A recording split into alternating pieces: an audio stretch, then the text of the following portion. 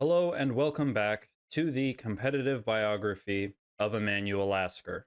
Following his rather crushing loss to Horatio Caro, Lasker must now face one of the other players currently sitting on 0 points, Dr. Hermann von Gottschall, one of the chief editors of the German chess newspaper, the leading monthly chess periodical in Germany. As a player, von Gottschall got started at the Hauptturnier of the 1883 Nuremberg Congress. He scored a very respectable 4.5 out of 6. However, at this tournament, it was the top 2 finishers from each group instead of the top 4 like at Breslau, so unfortunately von Gottschall was stopped there. However, he seems to have earned his master title later in the year at another 1883 tournament in Berlin. Here he finished in first place with established masters Emil Schallep, future master Max Harmonist, and once more Emanuel Lasker's older brother Bertold Lasker, a very impressive achievement. After that, he started receiving invitations to the Master tournaments. At the 1885 edition in Hamburg, he scored 6.5 points out of 17, and at the 1887 Frankfurt edition, he scored 8 points out of 20. Finally, at the National Masters tournament in Nuremberg in 1888, he was half a point behind Tarasch, coming in tied second with Jacques Mises. So perhaps he's not a master of international caliber, but within tournaments specifically in Germany, he is quite a dangerous foe, and he'll be a good test to see if Lasker can pull himself out of this current slump. Lasker has the white pieces in this game, and he also chooses to start with knight to f3. Von Gottschall plays d5, d4, knight to f6, e3, and now bishop to g4. Now this early pin was mostly used as a tool by Mikhail Chigorin, with the justification that white would have to spend some tempi playing bishop to e2 and moving this knight somewhere, and in that time they couldn't develop an initiative, something that Chigorin would gladly take with both hands. Following c4, e6, knight to c3, and c6, a3 was played in one of Chigorin's previous games. Following knight b to d7, b3, knight to e4, and bishop to b2, this was the development scheme chosen by the Frenchman Jules Arnaud de Rivière in his 1883 match against Chigorin. Chigorin, of course, won this game and the overall match. Lasker instead chose to develop his bishops with bishop to d2, and after knight b to d7, bishop to d3, bishop to d6 from von Gottschall, and rook to c1. Now, a question we'll be having to answer many times throughout this game is what happens if one of the players castles.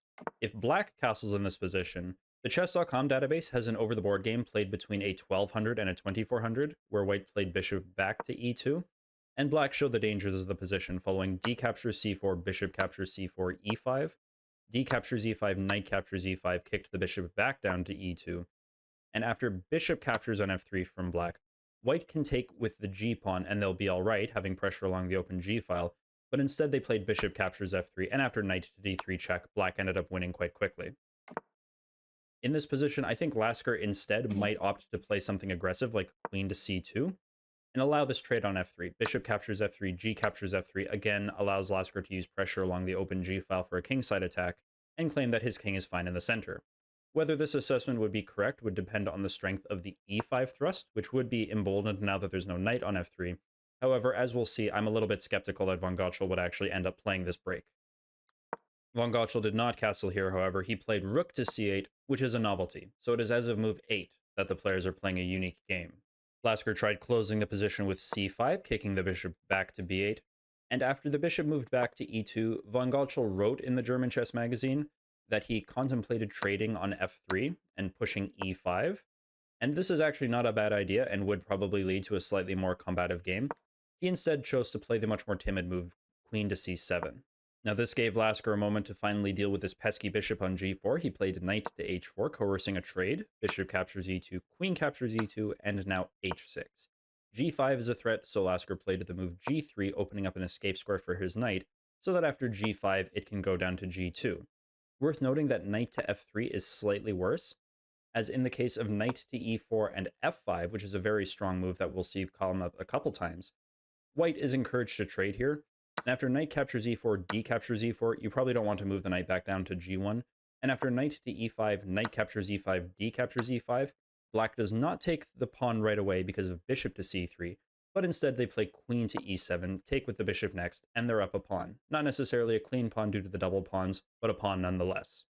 So Lasker correctly played knight to g2, and now von Gottschall writes once more that he didn't want to play the move e5 here, because white has access to the response e4. And he gives the line e captures d4, e captures d5, discovered check, and he correctly points out that on king to f8, white has the very powerful shot at d6. The queen has to move, this knight comes to e4, and suddenly white is in a very active position. What he did not discuss, however, is that black can block the check with queen to e5, giving purpose to his queen to c7 move.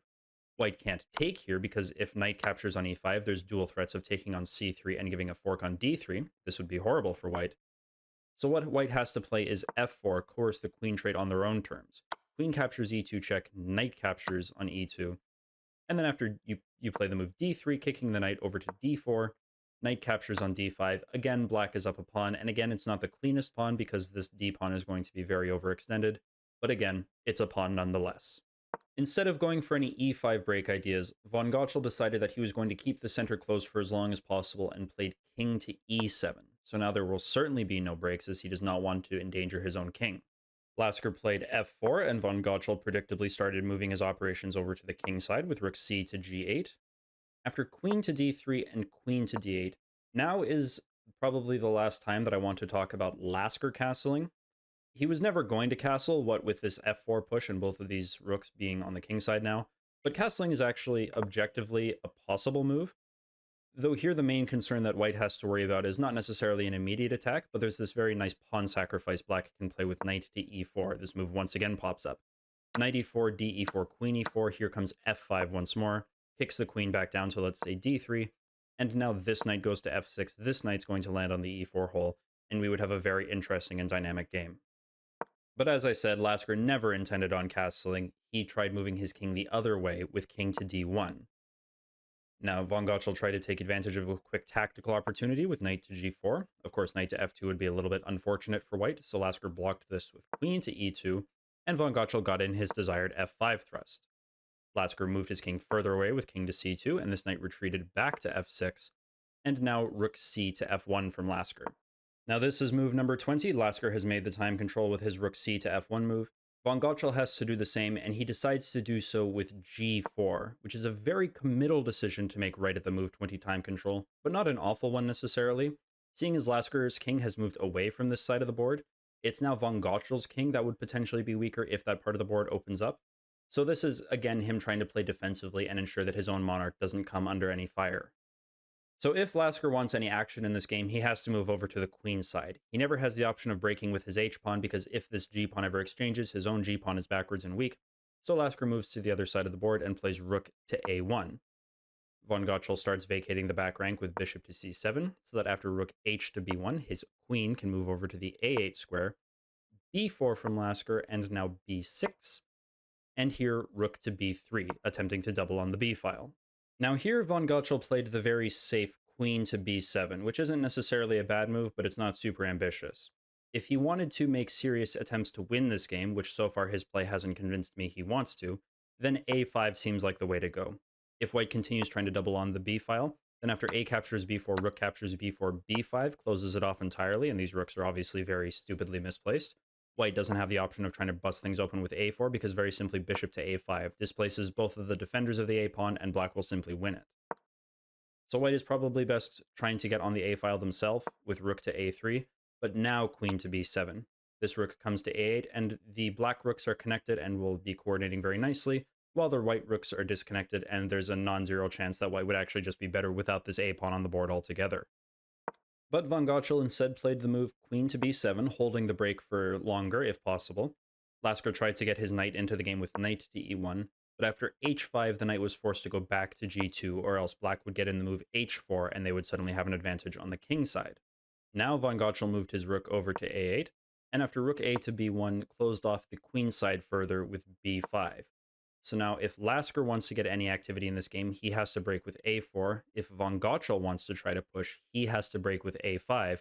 So the question is who wants it more and who's going to blink first? Well, Lasker played bishop to e1, king to f7 from von Gottschall, rook to a3, knight to f8, knight to d1, knight to g6, knight to b2, and knight to d7. And it was here on move 31 that the players agreed to a draw. So admittedly, this isn't the most exciting game that we'll ever cover.